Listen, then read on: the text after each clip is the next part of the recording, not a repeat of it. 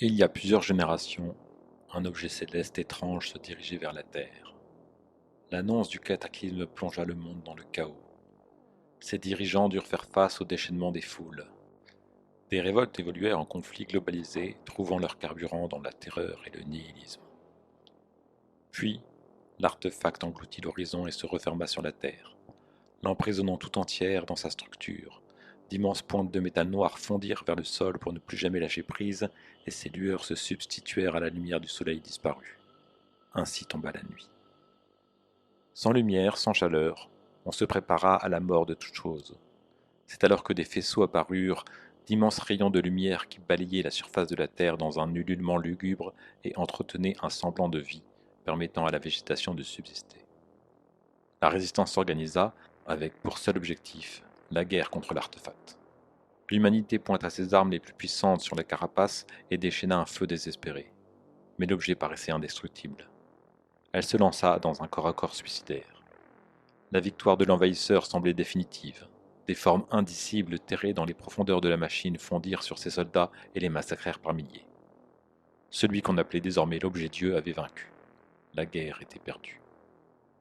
Le monde, ravagé d'épidémies et de famines, avait basculé dans un âge de royaumes et de tribus. Pourtant, dans les profondeurs, la renaissance se préparait. Ces messagers sortirent alors des hypogées, des bunkers souterrains, arborant tous les visages des premières victimes disparues dans l'artefact et apportant une solution. La révélation concernait l'objet Dieu. Il n'était pas un ennemi, il n'était pas une prison, il était un bouclier érigé contre le mal absolu qui faisait rage dans l'univers. La solution offerte par les messagers était l'administration, un nouvel ordre pour mettre fin au chaos et rétablissant la civilisation. Il n'était autre choix pour qui désirait survivre que de vénérer l'objet Dieu et obéir. Pour l'objet Dieu, l'amour et la crainte. Pour l'administration, l'obéissance et la conformité. Telle était la parole des messagers. Telle était la voie tracée vers la lumière.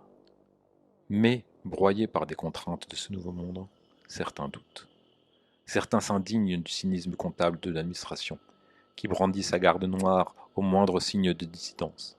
Certains questionnent la soumission au système. Certains ont contemplé des atrocités dont la direction du progrès nie l'existence. Certains sentent leurs esprits glisser dans les abîmes de noirceur. Certains devinent que la vérité se cache au-delà des apparences, là-haut, dans les méandres de l'objet Dieu.